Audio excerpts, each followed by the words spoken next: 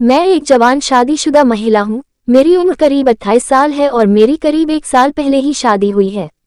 लेकिन पति विदेश में चला गया, जिसके बाद मैं अपने देवर के नजदीक आ गई। सर्दी के मौसम में देवर ने पति की कमी को पूरा किया।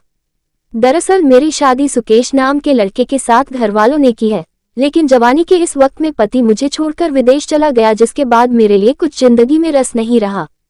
पति भी विदेश में होने के चलते कभी कभार बात करता है। शादी से पहले मुझे विश्वास था कि मैं उससे प्यार करना सीख सकती हूँ और मैंने किया भी, लेकिन वह अभी तक मुझसे प्यार नहीं कर पाया है। मैं हमेशा उसके प्यार के लिए तरसता रहती हूँ।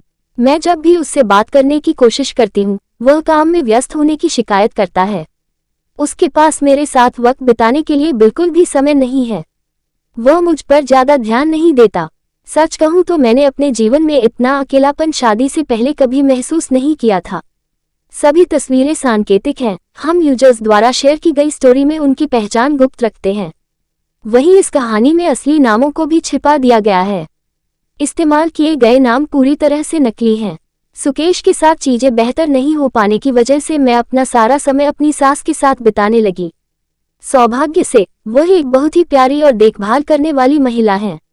वह भी मुझसे बात करना पसंद करती है। उनके साथ मेरा समय अच्छे से कट जाता है। लेकिन जब रात आती है तो मुझे भी लगता है कि दूसरी महिलाओं की तरह मैं भी अपने पति के साथ रोमांटिक पल बिताऊं, लेकिन मेरी किस्मत में ऐसा नहीं था। हमारी शादी को 1 साल ही हुआ है। ऐसे में हम कुछ ही बार इंटीमेट हुए हैं, वो भी उसके मूड के हिसाब से। मेरी जरूरतों और चाहतों की उसने कभी परवाह नहीं की थी। मेरी कहानी। मैं 45 साल की हूँ। मेरे 10 साल छोटे लड़के से संबंध है, क्योंकि मेरे पति मेरी जरूरतों को नहीं समझते। मैं अपनी शादी में बहुत ही कमजोर महसूस कर ही रही थी कि इस बीच विशाल का छोटा भाई ऋषभ न्यूजीलैंड से अपनी नौकरी छोड़कर भारत वापस आ गया। मैं उससे पहली बार मिल रही थी।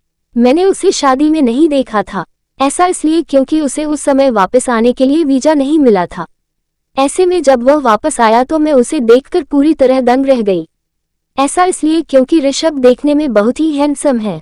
उसके पास न केवल अच्छी खासी हाइट है, बल्कि उसकी आवाज भी बहुत ही अद्भुत है। उसके साथ बातचीत करने के बाद मेरे दिमाग में जो पहला विचार आया वही ये कि वो लड़की कितनी भाग्यशाली होगी जिसे अपने पति के रूप में ऋषभ मिलेगा। ऐसा इसलिए भी क्योंकि उसका नेचर बहुत ही कमाल का था। वह न केवल सबकी देखभाल करता था, बल्कि उसकी इस अदा पर मैं भी उस पर मरने लगी थी। मेरी कहानी। मैं अपने पति से तंग आ चुकी हूँ। मैंने उसे कई बार रंगे हाथों पकड़ा है। ऋषभ इतना हैंडसम था कि मेरा ध्यान उस पर से हट ही नहीं रहा था। मैं नहीं जानती कि मुझे क्या हो रहा है, लेकिन धीरे धीरे मैं उसके प्यार में पड़ गई। ये सब मेरे साथ इसलिए भी हो रहा था क्योंकि मेरा पति मुझ पर बिल्कुल भी ध्यान नहीं देता था। मैंने ऋषभ के साथ नजदीकियां बढ़ानी शुरू कर दी थी। मैंने उसे हर दिन खाना देना शुरू किया। मैंने उससे न्यूजीलैंड में उसके जीवन के बारे में बात करना भी शुरू किया। इसी बीच एक दिन मैंने उसे डेटिंग ऐप पर लड़कियों की जांच करते देखा। वह चुपके से लड़कियों की प्रोफाइल चेक कर रहा था। मैं नहीं जानती कि मुझे एकदम से क्या हुआ, लेकिन उसी रात मैंने उसी डेटिंग ऐप को डाउनलोड किया जिसका इस्तेमाल ऋषभ करता था और अपनी एक नकली प्रोफाइल बनाई। मैंने सूर्यास्त की ओर फेस करते हुए अपनी एक बहुत ही सुंदर तस्वीर लगाई ताकि वह मेरा चेहरा न देख सके। यही नहीं, जैसे ही मैंने एक दिलचस्प बायो ऐड किया, वह मुझसे कनेक्ट हो गया। हम दोनों आपस में बहुत सारी बातें करने लगे। तो दोस्तों, आप इस चैनल पर नए हैं तो इस चैनल को सब्सक्राइब जरूर कर लें।